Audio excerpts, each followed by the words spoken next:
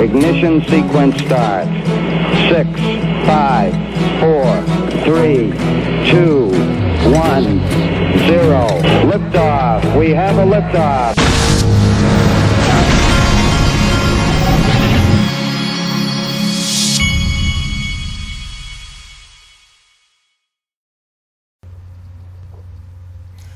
Hey everybody, this is the Digital Asset Investor. I wanted to start this video off with what I think is one of the scariest tweets that I have seen in quite a while. To me, what you're looking at right now, this is a tweet from Zero Hedge. It says, former Chinese central banker warns Beijing may dump U.S. treasuries in retaliation. Well, we've got this whole trade war going on between the United States and China right now. And China is devaluing their currency, and the U.S. is saying they're going to do this. China's saying they're going to do that. Well, this is the problem that the U.S. and a lot of countries have around the world, is that they have put themselves into debts. We owe people money, and now China is basically saying that they could potentially use as a weapon. They just say, well, we're going to dump our U.S. treasuries. Well, if this type of thing happens, folks, the U.S. has all of these people, you know them, many of your friends that have been living off of credit for their entire lives and drive $50,000 and $60,000 and $70,000 cars when they have no business in a car like that. You want to find out just how poor the people in the United States actually really are? Let China start dumping U.S. treasuries because the fact of the matter is, the United States is supposed to be this great superpower, and the truth is that our politicians and the government has completely squandered that advantage over time, and they have destroyed our money. They have put us in debts that can never be paid back. Let me repeat, debts that can never be paid back. And so this right here, if China ever really started dumping these U.S. treasuries, you would see your friends in the United States, you would see many people around you overnight that would be destitute. This is a real warning right here. Okay, that's all I'm going to say about that. Anthony Pompliano tweeted this out. While the U.S. is holding congressional hearings about digital currencies, reports are surfacing that China will be ready to test their own digital fiat system by the end of the year. One country is suffocating innovation while the other is pushing the pace of innovation. And I'll put it another way. While the U.S. is over here and our Congress people are talking about Bitcoin because they're so uneducated on the subject that they don't even know the real name of it, over there in China, these people are on it. They're on it like Donkey Kong, as I say. And it's not just China, it's Japan.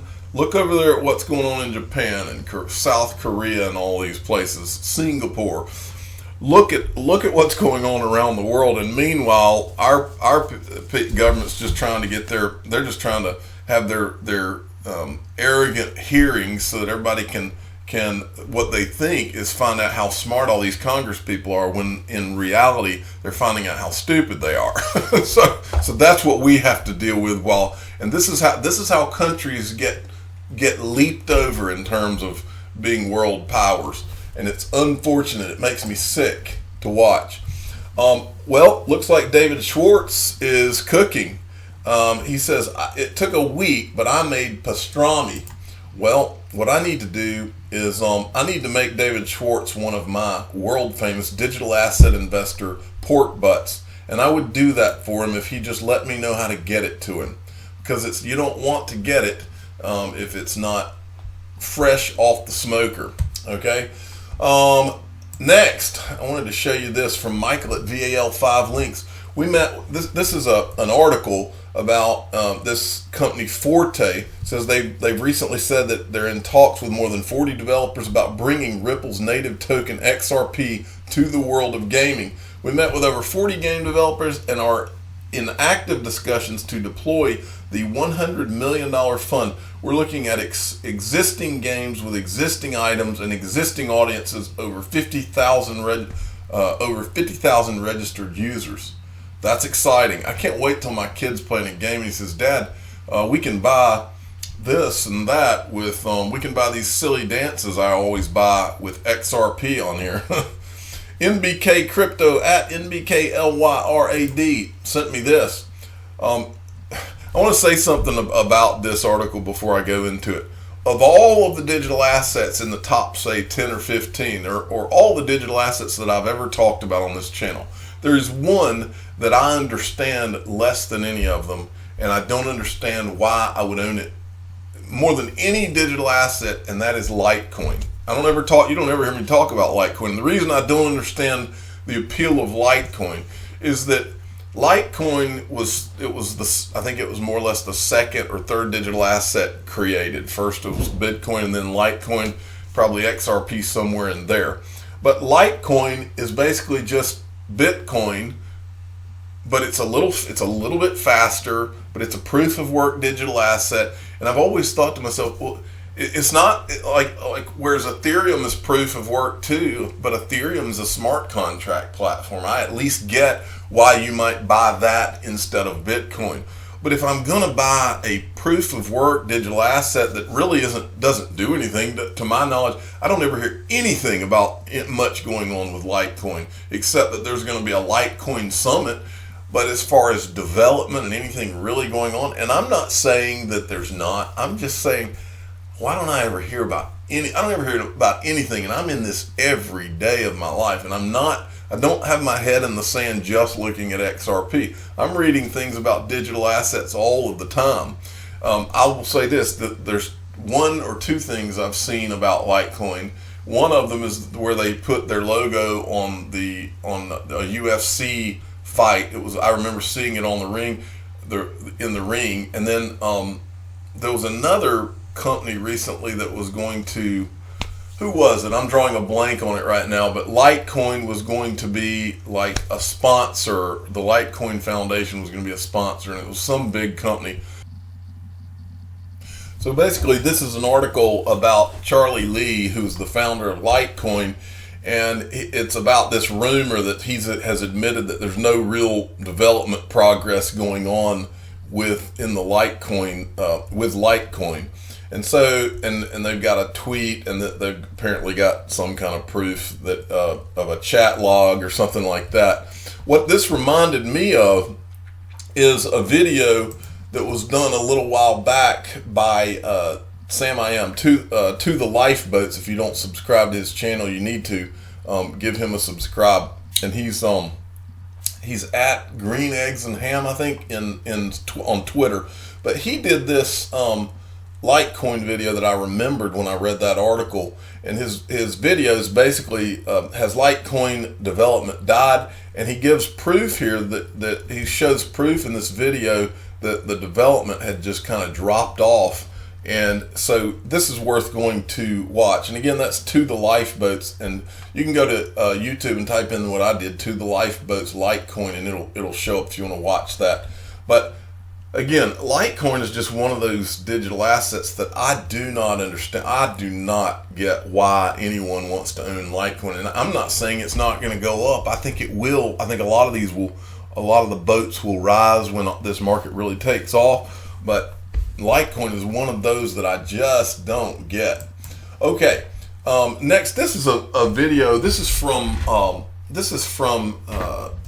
CNBC. But this is a guy that pointed something out. He's Cryptos R Us, and he was showing this video from CNBC where Brian Kelly here, he says that for the first time since 2013, he was seeing something that he hasn't seen. He said he started talking about Bitcoin on CNBC in 2013, and he said this year is the first time that he has ever seen Bitcoin be discussed by serious, not just discussed, but purchased by serious investors as a hedge to the stock market and kind of like a safe haven. So he said that people are now starting to split by some gold and some Bitcoin as a hedge now. And that can only be really good for all of us in digital assets. And so that's worthy of showing to you. And then from Xmin XRP at XRP33 sent me this, and I so agree with what I'm about to read to you.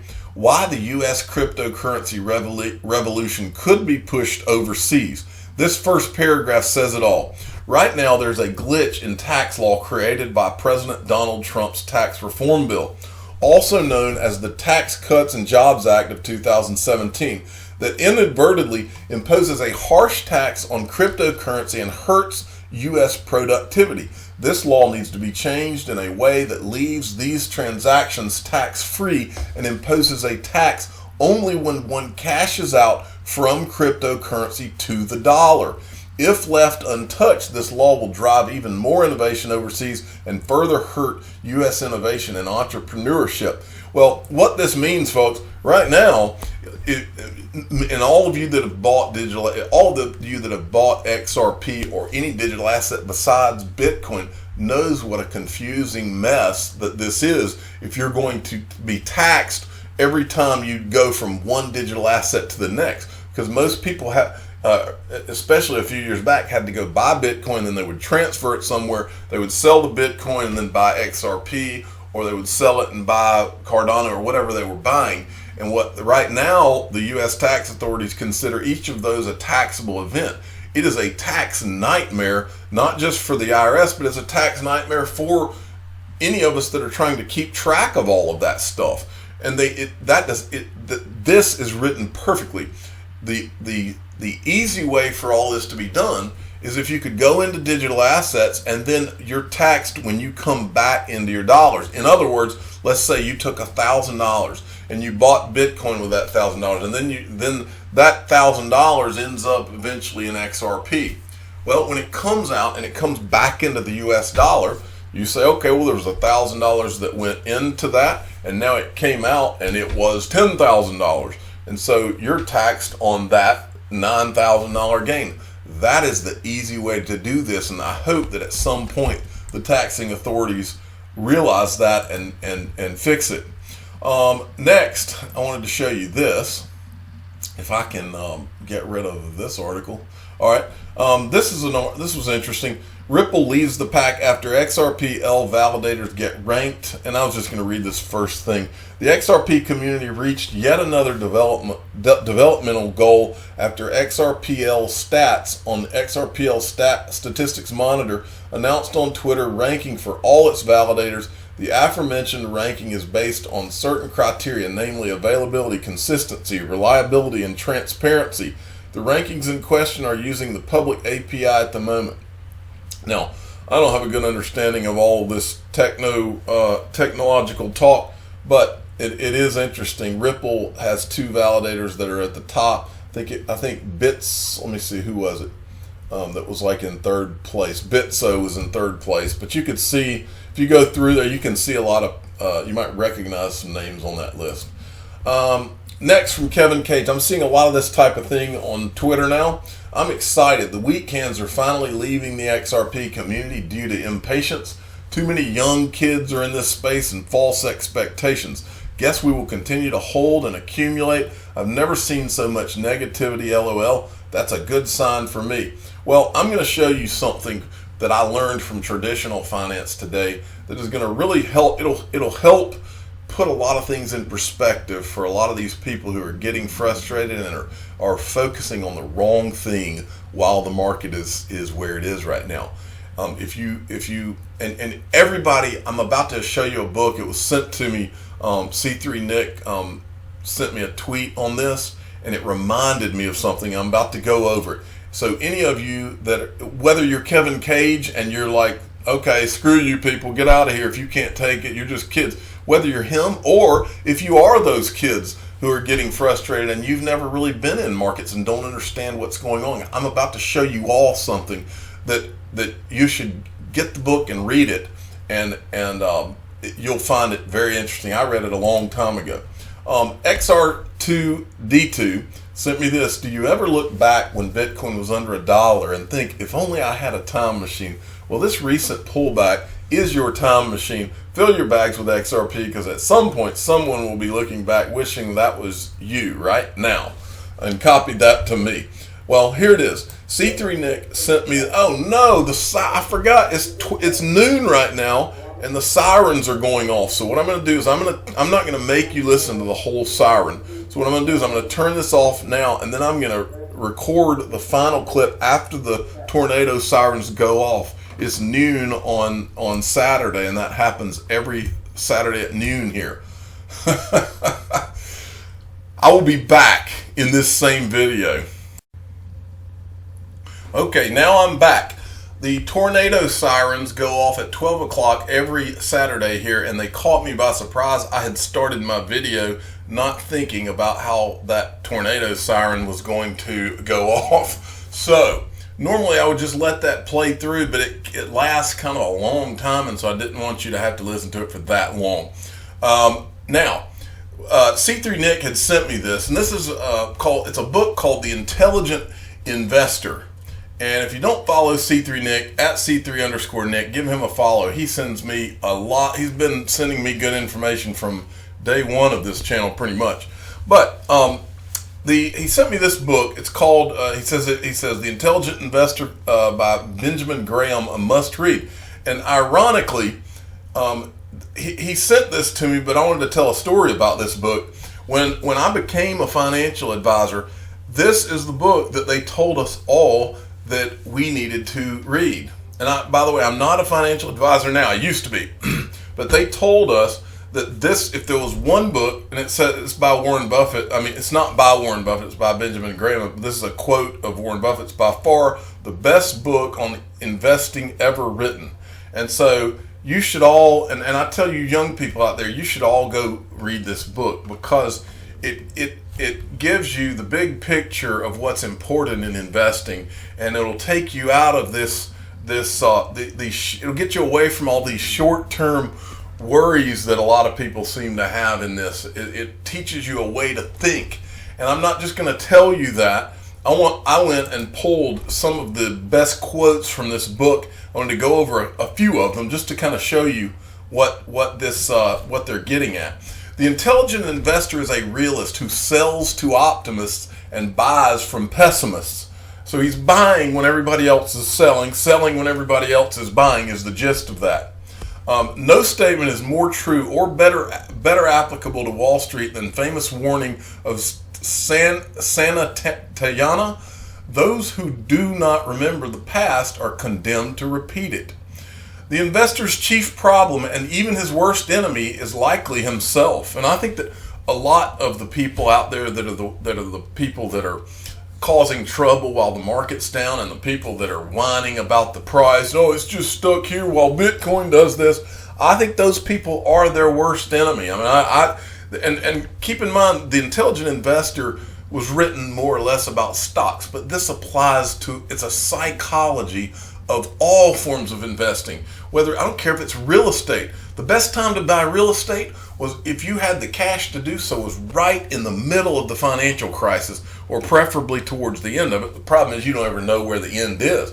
But while they were showing videos of people on the streets and talking on the news about these families being foreclosed on, that was the time to buy real estate. And the same goes for stocks, and the same goes for digital assets.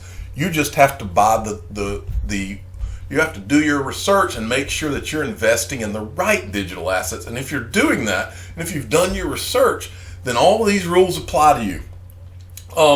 Confusing speculation. I'm just trying to pull some of the ones I like the best. A great company is not a great investment if you pay too much for the stock. Okay, that's just a reference to stock. Never buy stock because this is the thing that more people that listen to my channel probably than anything, this is where they fall in. And I hope that you can change this in your mindset. Never buy a stock because it has gone up, or sell one because it has gone down. I think a lot of people bought XRP when they saw it going crazy, and they bought in at $1 to $3 back when the major run-up was going on. Those are not the people that make the big money. The people that make the big money are the ones that are going on Twitter right now and listening to all these people trying to start petitions to get Ripple to stop selling their XRP and all this stupid, immature stuff, or the people that are, I'm quitting and I'm selling my XRP and I'm going to. Those are the people that lose, okay? The people that win are the people that understand that this is a longer term game, and they know that they never would have bought XRP in the first place if they had not gone through and done the research and know all of the things that they know about the future utility, the people, the what's going on, the deals that Ripple's making, the different things that are going on that are going to ultimately drive tremendous utility for XRP. Okay, investing isn't about, no, that's not that good. This is one I like. A defensive investor can always prosper by looking patiently and calmly through the wreckage of a bear market. If you are looking patiently and calmly through the wreckage of the digital asset bear market from 2018 all the way until this year, if you are looking patiently and calmly through it, XRP is the ultimate diamond in the rough. Because XRP, they've been at it longer than anyone. They have a more talented group of people around them. They are actually one of the only companies that's working on a use case for a digital asset who is actually putting it into commercial use now with the MoneyGram partnership. They're talking about acquiring other things. They're funding startups and funding different things that will be different use cases. So, like, this is a list of the things that he would look at in a terrible market for a stock. Adequate size, strong financial condition, earnings stability, dividend record. Now, we're talking about a digital asset. So you need to come up with your list of what is it that, in your opinion, and what is it in the opinion of people like me and other people, what is it that makes a good digital asset? Well, the technology. Is it XRP is faster, it's more scalable, it's cheaper than all the other digital assets. Those would be three things right off the top of my head. It's one of the only digital assets that I know of that is commercially starting to be used right now. Okay, they have the biggest use case, the size of the use case. Like, you could compare that maybe to the size of they say adequate size. You could say the size of I'm sorry, I lost my train of thought here. But in terms, no, I didn't. Hold on. The size. What is the utility that Ripple's going after? What kind of how big is this market? And the answer to that has been given to us by Brad Garlinghouse many times. It's trillions, multi-trillions of dollars. Whereas right now, XRP's got what, $12 to $15 billion in it. We're talking trillions of dollars. But go through the list, and I can assure you, if you make that list and then you go down the list of digital assets, XRP will be there. It'll be at the very top of any list of good qualities of digital assets. But the time to buy them or just hold them is now. The time to go negative is not times like now. These are the times that you go and you find the best buys in the market. And that's what I've been doing. That's what I continue to do. This is from The Intelligent Investor, and I just wanted to, that was a good thing for C3 Nick to send. It was very timely right now as well. I am the digital asset investor. I'm not an investment advisor. This is for entertainment purposes only. Please subscribe and hit the like button and tell your friends and family, go buy The Intelligent Investor and apply it to this new asset class, digital assets, because it applies to all assets that are worthy of buying. Thank you for listening.